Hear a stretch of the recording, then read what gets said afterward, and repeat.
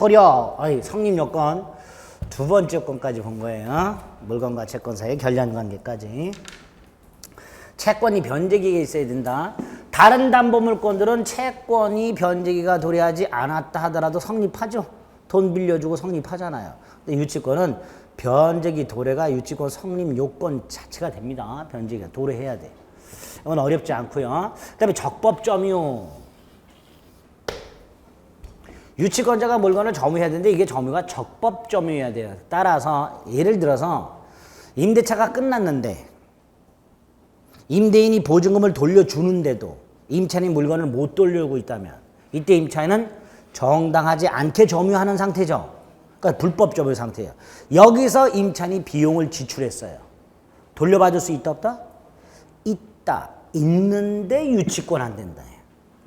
비용 상환 청구는 선악 자탈을 묻지 않기 때문에 불법 점유 상태에서 비용을 지출했다더라도 돌려받을 수가 있어요. 그래서 비용 상환 청구권과 비용 상환 청구권의 처자는 유치권을 구별하셔야 되는 경우가 불법 점유예요. 불법 점유 상태에서 지출한 비용 돌려받을 수 있다. 그런데 유치권은 안 된다. 이렇게 된 거예요. 그렇죠? 첫 번째 적법 점유고요. 그래서 임차인이 임대차 기간이 만료한 후 정당한 권한 없이 임대차 목적물을 점유 사용하면서 비용을 지출했을 때 그 비용 상환 청구권에 터잡아 유치권을 행사할 수는 없다. 이렇게 말을 해요. 그러니까 비용 상환 청구권은 인정되고 유치권은 안 된다. 이렇게 정리하셔야 돼요. 두 번째로 이 점유가 적법하기만 하면 유치권자가 직접 점유하든 간접 점유하든 상관없죠. 유치권자가 간접 점유한다는 건 예컨대 얘가 말을 이렇게 빌려준 거예요. 제3자에게. 그러면 유치권자가 이렇게도 나오죠. 점유 매개관계에 터잡아 타인의 직접 점유에 의해서 유치권자가 간접 점유 이렇게 되겠죠. 그럴 때도 유치권은 인정되지만 직접 점유하는 애가 채무자라면 이때는 유치권을 인정할 수 없기 때문에 직접 점유자, 채무자가 직접 점유하고 유치권자가 간접 점유하는 경우에는 유치권 성립 요건으로서의 점유가 아니다. 이렇게 나오겠죠. 그러니까 제가 지금 이렇게 판례 문구를 마지막으로 설명드릴 때는 그냥 그러려니 하고 넘어가세요. 예? 채무자가 직접 점유하는 경우에는 유치권이 인정되지 않는다. 여기까지는 잘 따라오셔. 근데 이제 그걸 판례 문구로 바꾸면 그때 고개를 갸우뚱 잡고 하세요. 그리고 판례 문구로 바꿔서 말씀드린 건 그냥 그러려니 하고 넘어가세요. 채무자가 직접 점유하고 유치권자가 간접 점유하는 경우에 그 점유는 유치권 성립 요건으로서의 점유가 아니다. 점유를 해야만 유치권이 성립하고요. 존속 요건이기도 하죠. 그래서 점유를 상실하면 유치권은 소멸하게 됩니다. 이게 없어야 된다 그랬어요. 자, 유치권 성립을 배제하는 특약에 해당되는 게 두 개가 있어요. 우리 임대차에서 임차인은 비용 상환을 청구할 수 있고 비용 상환은 청구권에 터잡아 유치할 수 있죠. 근데 만약에 임차인이 비용 상환 청구권을 포기해버렸다면 모두 포기한 거예요. 유치권도 포기한 거죠. 그러니까 여기에 해당되는 거는 임차인의 비용 상환 청구권 포기 특약에 해당되는 두 개를 끌고 오면 돼요. 하나가 임대차 계약을 하면서 나중에 임차인이 뭐 하기로 원상복구하기로 약정한 경우하고 요 임차인이 원상복구하기로 약정한 것을 우리 대법원은 비용상환 청구권을 포기한 걸로 봅니다. 따라서 뭐도 포기한 거다? 유치권도 포기한 거다.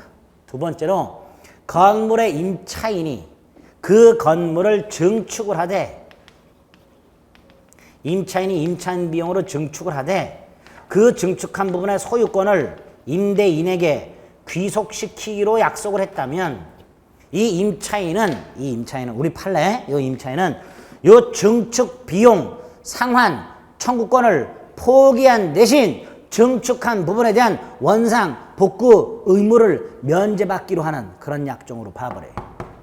그러니까 결국 이것도 뭘 포기한 거야? 비용 상환 청구를 포기한 거니까 유치권 성립을 배제하는 특약이 됩니다. 두 가지. 됐지요? 성립 요건 이렇게 기본적인 틀 5개 잡고 거기 안에서 몇 가지 추가해서 기억하셔야 될까 머릿속에 넣습니다. 이런 유치권이 성립하게 되면 유치권의 효력, 유치권자의 권리와 의무가 나오는데 먼저 권리, 일단 유치권이 기본이에요. 그렇죠? 유치권이 기본이에요. 경매권이 있고요.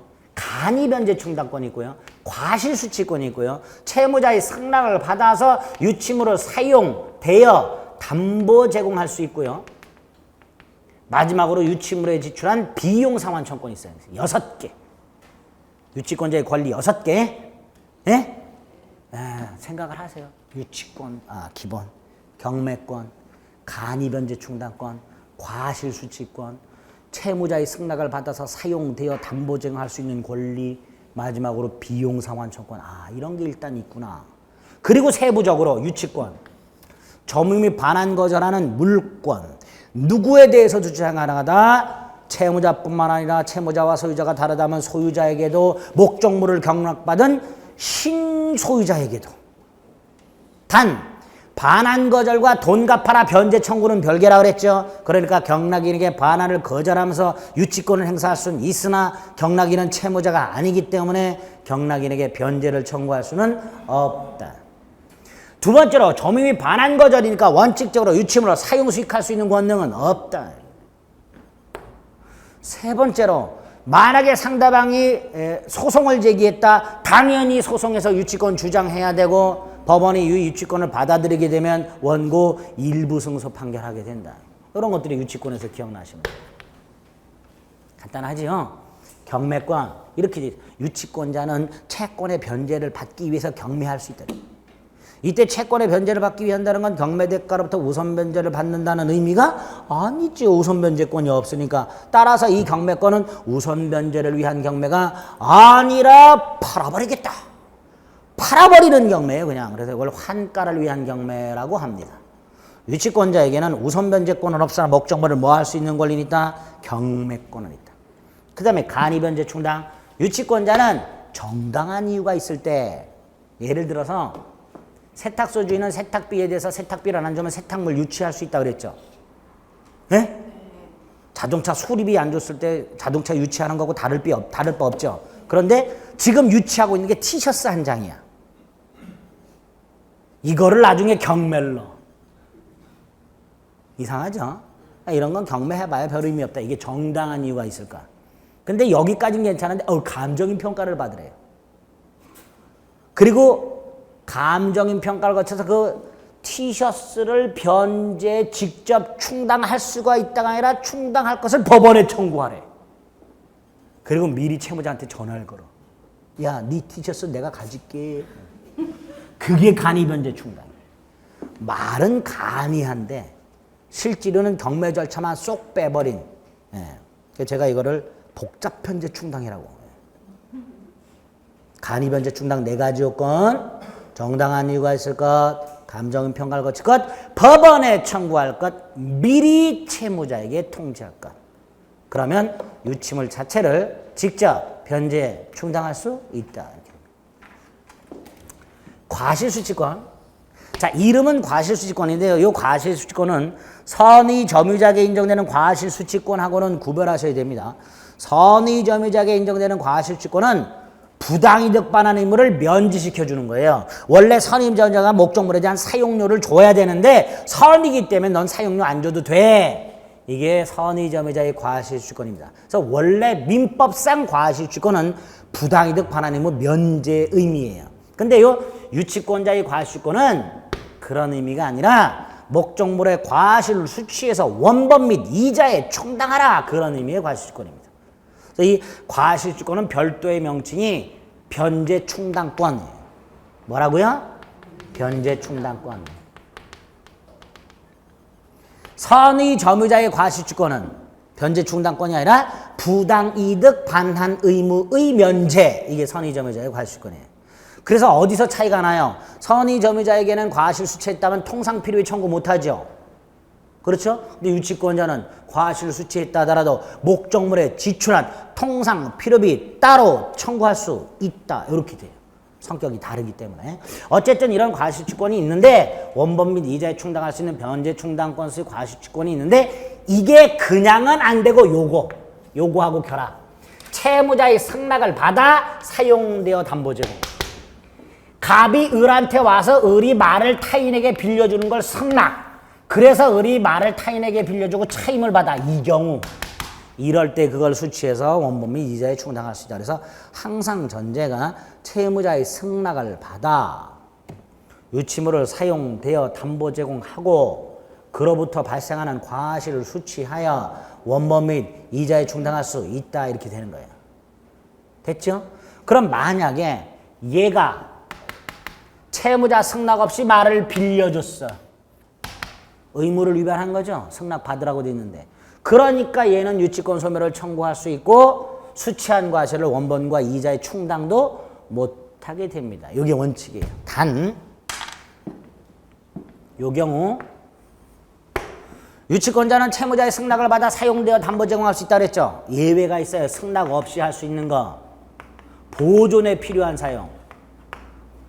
뭐는 승낙 없이 할 수 있다? 보존에 필요한 사용. 그럼 보세요. 건물, 주택을 건축한 사람이 공사 대금을 받지 못해서 그 주택을 유치해요. 유치만 해놓으면 건물이 금방 훼손된다 그랬어요. 그렇죠? 거미줄 치고. 그러니까 들어가서 살아. 이게 보존에 필요한 사용이에요. 채무자 승낙 받을 필요 있다 없다?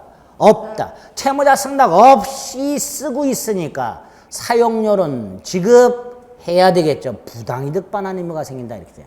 또 임차인이 끝났는데 임대인이 보증금은 돌려주는데 비용을 안 돌려줘요. 그래서 임차인이 비용 상환 청구를 해서 목적물을 계속해서 유치하면서 사용. 이것도 보존에 필요한 사용으로 봐요. 채무자의 승낙 필요 없다. 단 승낙 없이 사용했으니까 사용 이익만큼은 부당이득으로 반환하라. 이렇게 연결이 되는 거예요. 그렇죠? 이 두 가지 권리 묶어서 기억하시고요. 마지막으로 비용 상환 청구권. 유치권자는 목적물을 유치하면서 목적물의 필요비나 유익비를 지출할 수 있고 지출했다면 청구할 수 있고 요 비용 상환 청구권도 또다시 물건에 관하여 생긴 채권이니까 또다시 유치권이 인정된다. 그래서 갑이 손해배상만 하고 있다. 을은 말에 지출한 비용 돌려줄 때까지 또다시 말을 뭐 할 수 있다. 유치할 수 있다. 이렇게 되겠죠. 그렇죠? 다만 이제 여기서 유익비만큼은 소유자가 법원에 청구해서 상환기간을 허여받게 될 것이고 상환기간을 허여받게 되면 변제기가 도래하지 않은 거니까 그 유익비만큼은 유치권 성립을 저지할 수 있다. 뭐 이렇게 연결이 될 거예요. 그쵸? 비용 상환 청구까지. 권리. 의무 두 개. 선량한 관리자의 주의 의무로 보관을 해야 돼요. 유치물을. 이 말을 함부로 다루면 안 돼요. 승질난다고 말을 때리고 그러면 안 돼요. 불로 지지고 막 그러면 안 돼요. 자기 말보다 더 소중하게 다뤄줘야 돼요. 자기 물건에 관한 주의 의무보다 더 강력하게 선량한 관리자의 주의 의무로 보관을 해야 돼요. 또 하나가 채무자의 승낙이 없이는 사용되어 담보 제공해서는 안 되는 의무가 있어요. 만약에 의무를 위반하게 되면 갑이 와서 말 돌려달라고 했어요. 이 말 돌려달라가 뭐예요? 유치권 소멸을 청구할 수 있다. 이렇게.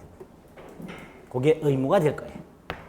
이렇게 유치권 성립 요건과 유치권의 효력인 권리 의무 대단히 중요합니다. 쫙 머릿속에 정리하세요. 됐지요? 소멸. 유치권 소멸 사유. 일단 뭐 목적물 멸실되면 소멸될 거고 가치 변형물이 있다 하더라도 물상 대비 인정 안 되니까 그냥 소멸할 거고. 그렇죠? 이게 기본적인 거.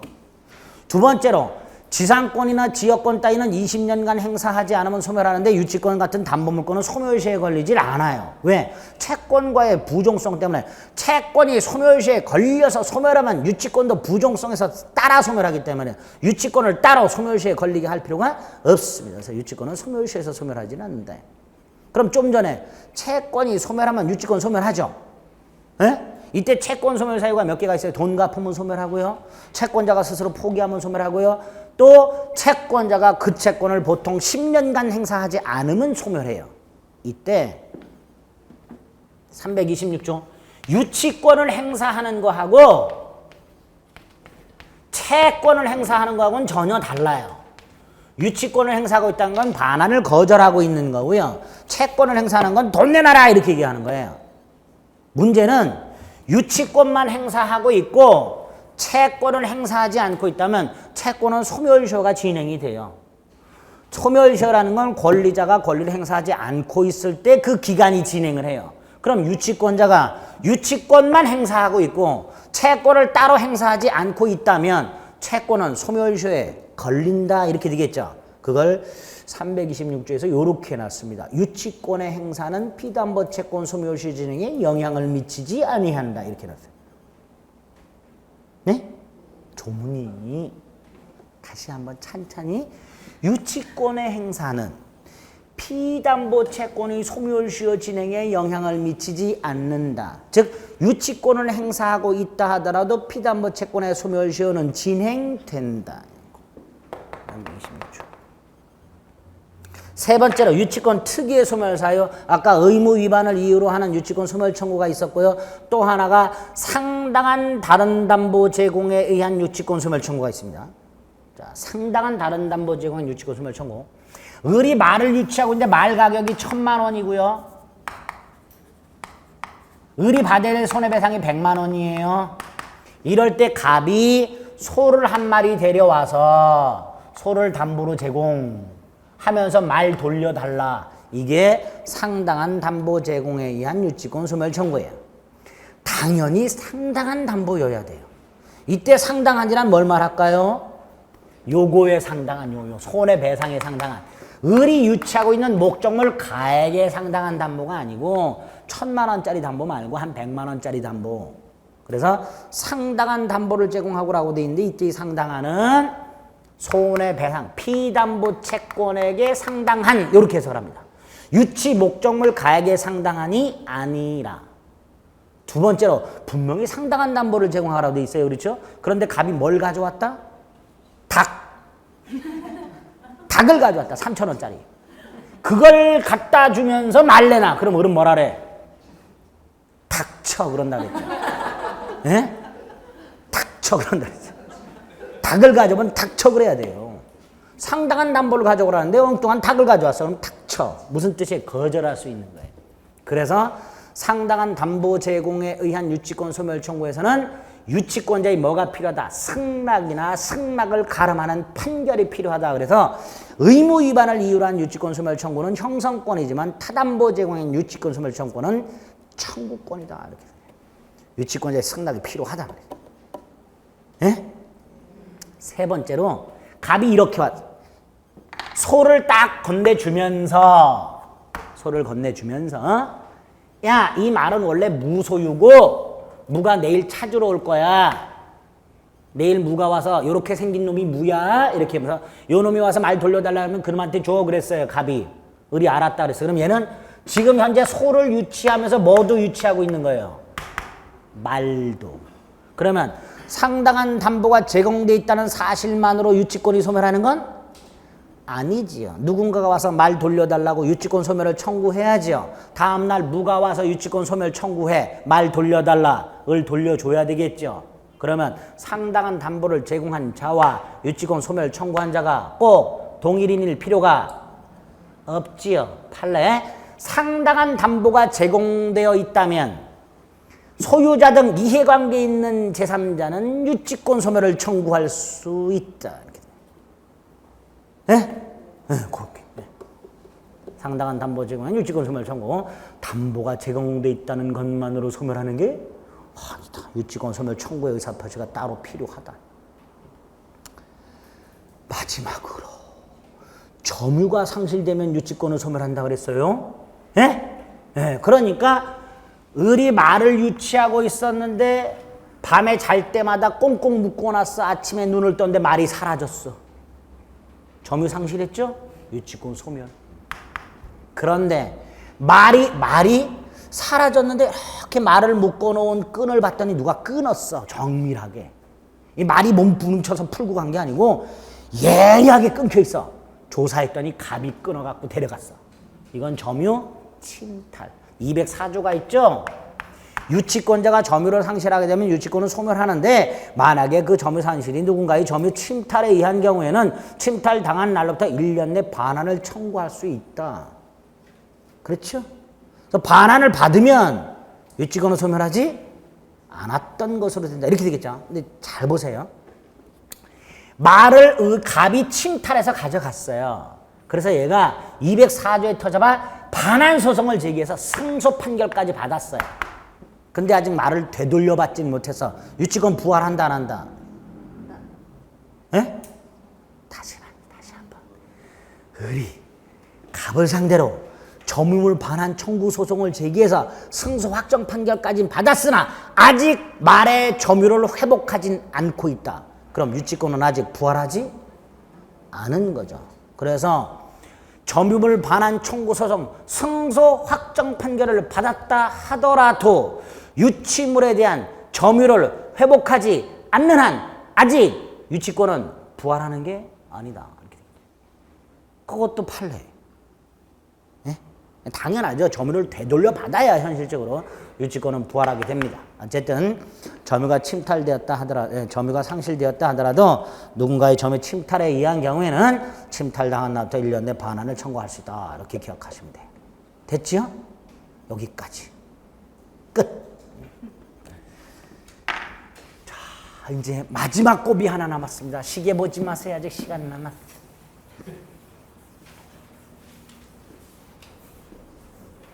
저당권. 자, 저당권은 양도 많고 어려워요. 나올 만한 것만 쫙 머릿속에 가볍게 정리하셔야 돼요. 공동저당 원래 설명을 딱 드려야 되겠다 그러고 왔는데 공동저당 됐길래 혹시 공동저당을 깊이 있게 공부하고 싶은 분은 저를 찾아오세요. 저도 잘은 모르지만 얄부리하게 설명을 드립니다. 아유 공동저당 아유 너무 고마워 작년에 나와가지고요.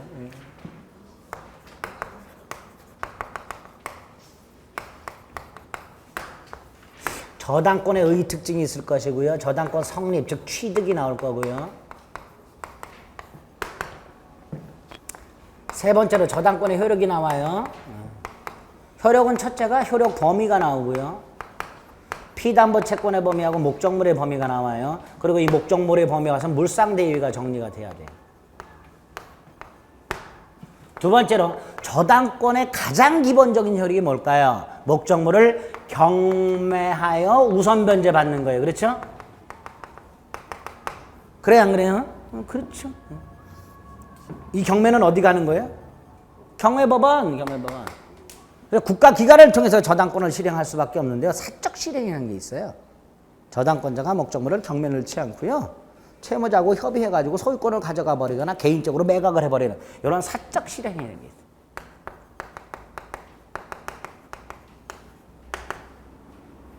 경매와 관련해서는 경매 절차, 중개법 사법에서 공부하시면 되고요. 우선 변제 다른 권리와의 관계 안 봐도 돼요. 아까 전저죠. 저전저만 기억하시면 돼요. 이거는. 365조 일괄경매권과 366조 법정상권, 즉 저당권과 용익권과의 관계. 이게 왜 나오냐면 저당권의 객체는 기본적으로 토지하고 건물이에요. 그렇죠? 그리고 토지 저당권의 효력은 건물에는 미치지 않고 건물 저당권의 효력은 토지에는 미치지 않으니까 별개의 저당권이란 말이죠. 이때 토지와 건물 어느 한쪽 또는 양쪽에 저당권이 설정이 되어 있었는데 이게 따로따로 경매돼서 소유자가 달라지는 경우 있을 수 있지요. 그럴 때를 대비한 조문이 만들어져요. 365조 일괄경매권 66조. 요거는 우리 지난주 법정지상권에서 봤지요? 네? 봤다고 해주세요 제발. 저당부동산 제3취득자라는 놈이 나오고요.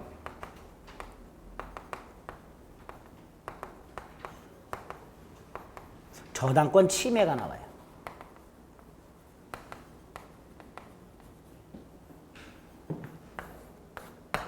저당권을 취득했는데 이게 돈 변제기 전에 저당권자가 돈이 급하면 채권과 저당권을 묶어서 팔아먹을 수도 있어야 되죠. 저당권 처분이 나올 것이고요. 돈 갚으면 소멸하겠지요. 이런 게 나와요. 저당권 처분 소멸이 나오게 돼요. 특수저당권이 나오지요. 공동저당이 나오고요. 근저당이 나와요. 예? 포괄근저당이 있고요. 포괄공동근저당도 있어요. 새끼를 쫙 쳐요. 두 가지만. 그 중에 요것만 이렇게. 양이 많고요. 내용도 조금 어려워요. 항상 제가 저당권을 공부하실 때는 여러분이 아파트를 담보로 제공하고 은행에서 돈을 빌리고 은행에 저당권이 설정되어 있는 여러분의 아파트를 생각을 하거나 또는 여러분이 누군가에게 돈을 빌려주고 그 사람이 제공한 부동산에 여러분이 저당권을 갖고 있다라고 늘 생각하고 그렇게 접근하시라 그랬어요. 그러면 내 아파트에 저당권이 설정되어 있을 때는 저당권자 저놈이 어떡할까 뭐 이거 생각하게 될 것이고요. 내가 저당권을 갖고 있다면 저 채무자가 돈을 안 갚으면 내가 뭐 어떻게 하지 이거 생각하게 될 거예요. 그렇죠? 그런 게 여기 쫙 나옵니다. 단순하게 그냥 공부하실 생각하지 마시고 그게 현실적으로 자꾸 접목을 시켜서 생각을 하세요. 저당권의 뜻. 갑이 아파트가 있다. 을로부터 돈을 빌리고 아파트를 담보로 제공하고 얘가 여기다가 물건을 취득한다. 그런데 아파트는 얘가 계속 살아야 되죠. 카메라 같은 것을 전당포에 맡기고 돈을 빌릴 때는 전당포에다가 카메라를 갖다 줘야 돼요. 유치권도 채권자가 목적물을 점유를 해요. 근데 이 저당권은 반대요. 채권자가 이걸 점유하지 않아요.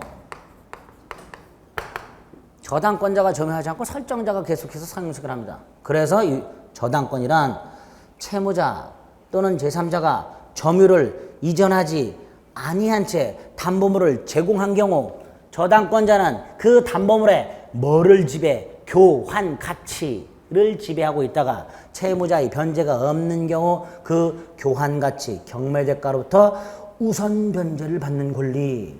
이걸 저당권이라고 해. 특징이 뭐 하지 않는다? 점유. 그래서 유치적 효력이 없다. 이렇게 되겠죠.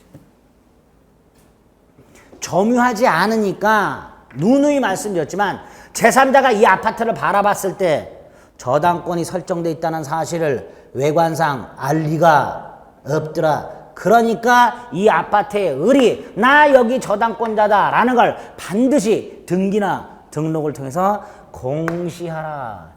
여기에 저당권에 있는 공시의 원칙 이렇게 됩니다. 뒤집으면 등기 등록이 가능한 물건만 저당권의 객체가 될 수 있다. 그래서 민법상 저당권의 객체는 토지, 건물, 지상권, 전세권, 꼴랑 4개. 등기 등록이 가능한 거. 특별법에 의해서 동산이나 임목 같은 것들도 저당권의 객체가 될 수는 있으나 민법상으로는 원칙적으로 등기 등록이 가능한 토지, 건물, 지상권, 전세권만. 그게 일단 전세권의 의미 특징이, 저당권의 의미 특징이 되는 거예요. 간단하죠? 점유하지 않는다는 거, 교환 가치만 지배한다는 거, 그런 것들이 저당권의 특징이 됩니다. 자, 저당권이 성립하는 취득하는 방법 99.99%가 법률행위예요. 물론 상속, 뭐 이따위로 법률 규정에 의해서 취득하는 경우가 있고요. 또 하나가 649조라고 법정 저당권이 있습니다. 또 하나 666조 저당권 설정 청구권이라는 게 있는데 이게 666조에서 제가 굉장히 싫어하는 조문이에요. 예? 왜 666조가 싫어요? 모르시는구나. 666이 악마의 숫자잖아요. 기독교에서 말하는 기독교가 서양에서 말하는. 모르세요? 모르시는구나. 제가 666조를 되게 싫어해요. 다행스럽게 나오지도 않아. 요것만 법정 저당권. 자, 법률 행위한 취득. 이건 뭘까요? 을이 갑에게 뭐 하면서 돈을 빌려주면서 무슨 계약?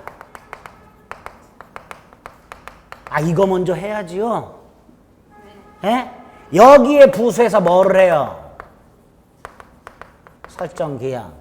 플러스 뭐 해야 돼? 등기.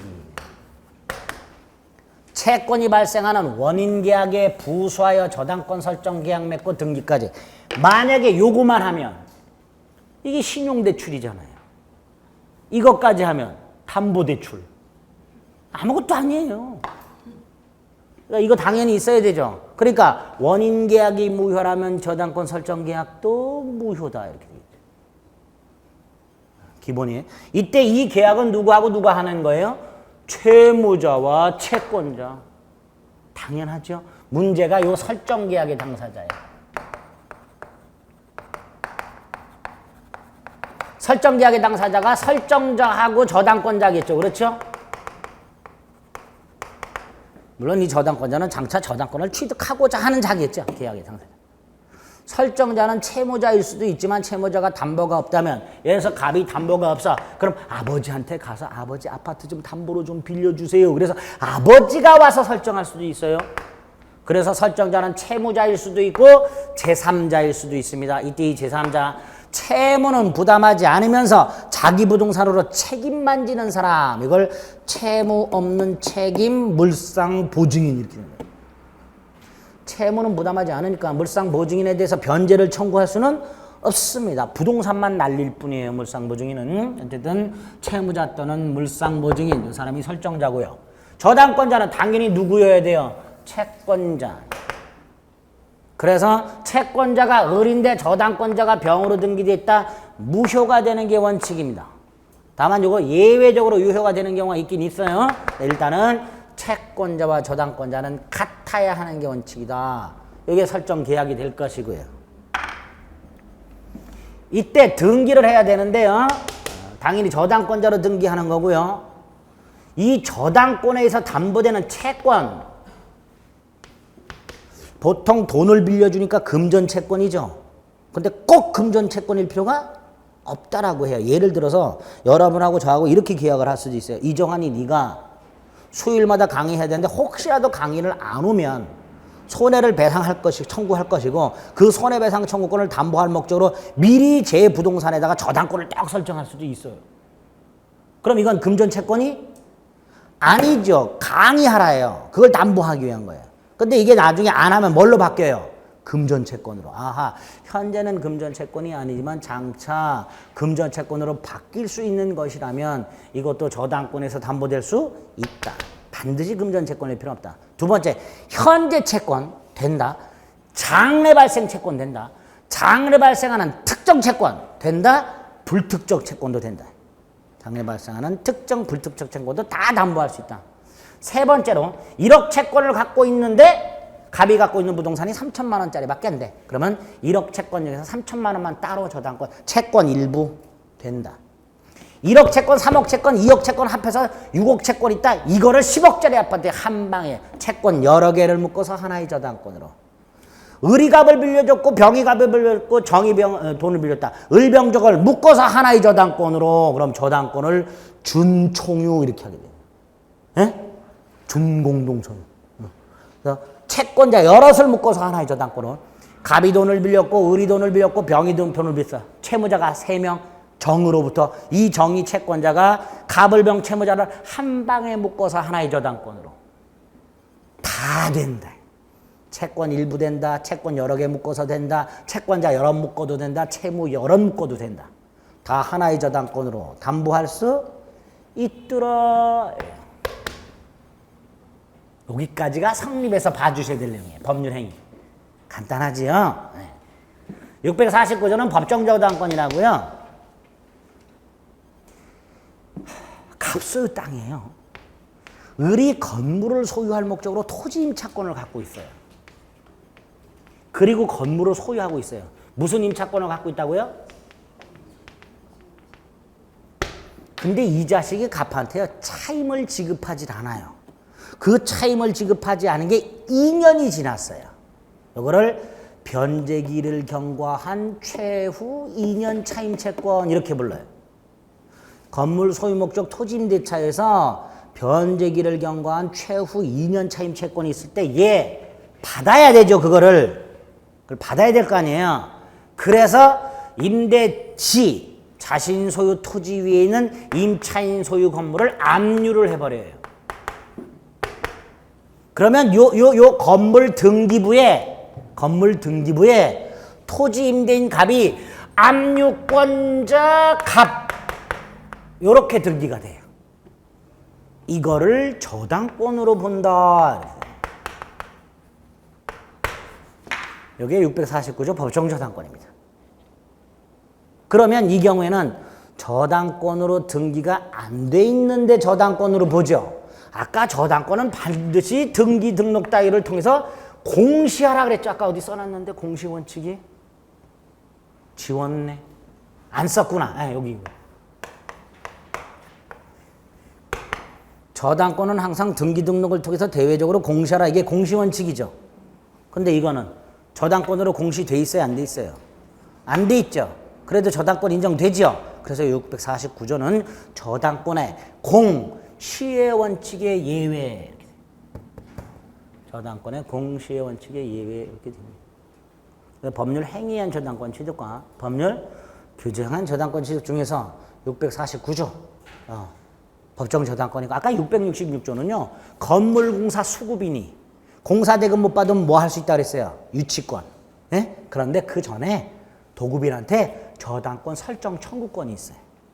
그게 666조예요. 근데 이거 말 그대로 청구권에 불과해요. 도급인이 노하면 끝이. 그래서 유치하는 거예요.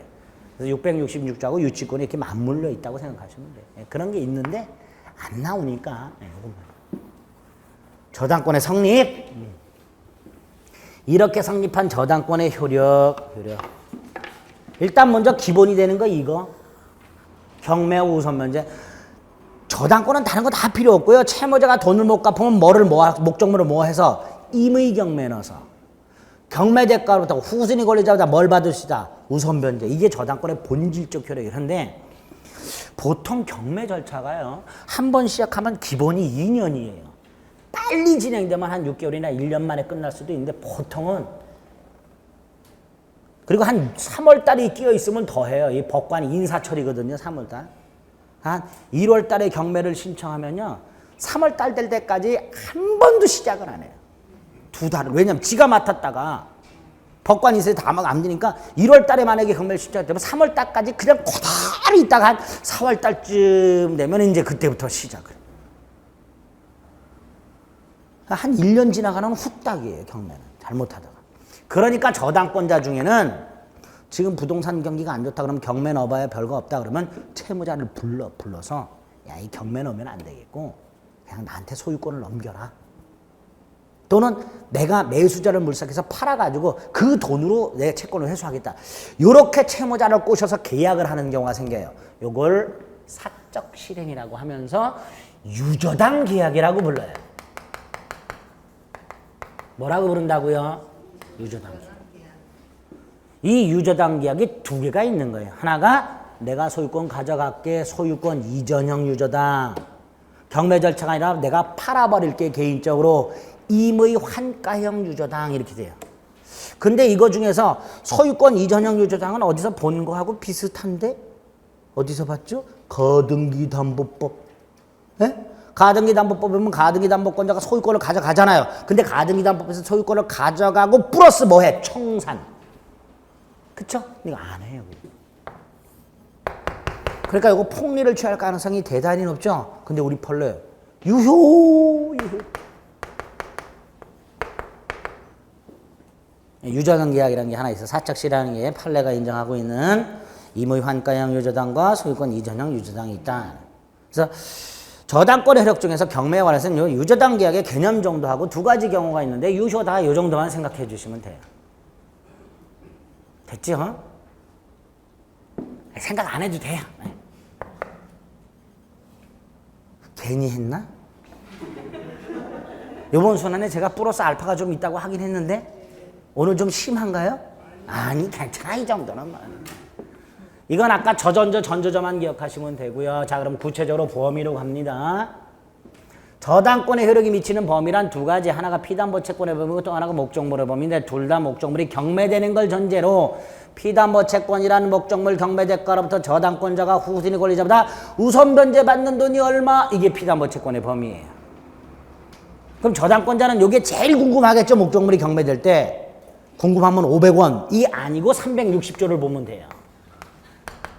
요거 보면 자기가 얼마를 변제받는지 딱 나와 있어요. 원본, 이자, 위약금, 채무, 분리행을 이유로 하는 저당권, 손해배상, 그 다음에 저당권, 시행비용 5개. 요 5개를 딱 열거를 해놓고 요것만 우선 변제 받을 수 있다. 그래서 요걸 한정적 열거 조항 이렇게 불러요. 이거 이외에도 변제를 받을 수 있다라고 해석하면 요건 이시적 조항이 됩니다. 그런데 우리 대법원 요 5가지 딱 열거된 것만 한정해서 우선 변제 받는다. 그래서 360조를 한정적 열거 조항 이렇게 부릅니다. 이때 원본과 이자는 무제한 담보되고요. 세 번째 위약금이란 건 이런 거예요. 돈 빌려주면서 계약을 맺어 네가 만약에 제때 돈을 안 갚으면 손해를 1,000만 원 배상하기로 하자. 이렇게 손해배상을 미리 약정했을 때 이걸 위약금이라 그래요. 당연히 위약금 특약이 있어야 될 것이고요. 공시, 등기까지 해야 우선 면제됩니다. 위약금은 특약 플러스 등기까지 되어 있어야 우선 면제를 받아요. 반면에 채무 불이행을 이유로 하는 손해배상이란 우리 흔히 얘기하는 연체이자 지연배상을 말합니다. 요거는 등기되어 있지 않더라도 우선 면제 받을 수 있는데 원본 이행기를 경과 후 1년분만 우선 면제 받도록 제한을 가해놨습니다. 마지막으로 저당권자가 저당권에 터잡아 경매를 신청하게 되면 법원은 감정평가 비용 같은 걸 예납하라 그래요. 이게 저당권 실행 비용 됩니다. 요것도 배당해 줍니다. 5개. 한정결거당 이렇게 기억하시고 요게 피담보 채권의 범위 이렇게 됩니다. 두 번째가 목적물의 범위. 이것도요. 저당권이 실행되었을 때 저당권자가 어디까지 경매 넣을 수 있으며 엔드 경락인은 어디까지 소유권을 취득하느냐 이거예요. 여기까지. 이게 저당권 목적물의 범위 이렇게 되는데 당연히 목적물 대표적인 게 토지 건물이죠. 그렇죠? 여기에 뭐도 부합물, 종물에 대해서도 부합물은 토지 건물의 구성 부분이 되어버린 거. 예컨대 주유소 부지에 매립되어 있는 유류 저장 탱크 이런 것들이 부합물이고 종물은 독립물이지만 이 저당권의 목적물의 일상적인 용도에 꼭 필요한 물건 이렇게 돼요. 주유소의 주유기 같은 것들 이런 것들이 종물이 됩니다. 이 부합물 종물에 대해서도 저당권의 효력이 미치는데 이때 이 부합물 종물 첫째 꼭 저당권 설정 전 부합물 종물일 필요 없다. 저당권 설정 당시에 있던 부합물 종물이든 설정 후 부합물 종물이든 묻지 않는다. 됐죠?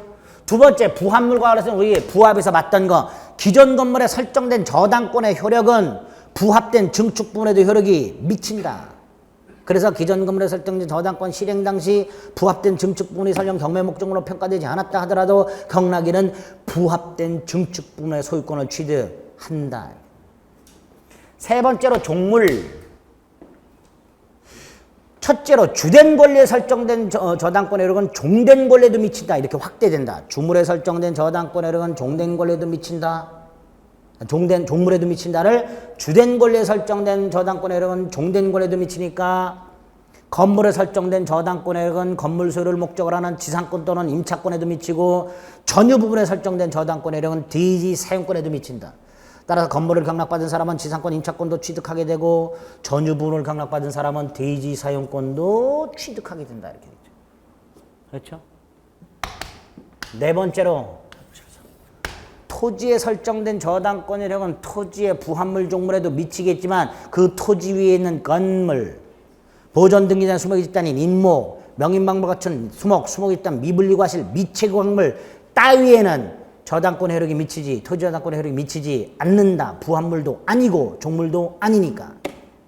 마지막으로 부합물 종물에도 저당권의 효력이 미친다라는 규정은 저당권의 효력이 여기 설정이 돼 있을 때 여기도 미친다라는 규정은 임의 규정이다. 무슨 규정이라고요? 임의 규정이다. 따라서 당사자가 계약을 맺으면서 부합물 종물에 대해서 저당권의 효력이 미치지 않도록 특약할 수 있다. 이렇게 되죠. 이 정도가 일단 기본이 되는 거예요. 그리고 이 목적물이 멸실훼손 공용징수되었을 때 저당권은 소멸하지 않고 뭐가 인정된다? 물상, 대, 위. 그래서 목적물 범위에 와서 요걸 하나 따로 추가해서 기억을 하실 필요가 있습니다. 342조에 터잡아 370조에서 준용을 하고 있어요. 요거는 잠시 쉬었다가 보겠습니다. 요거는.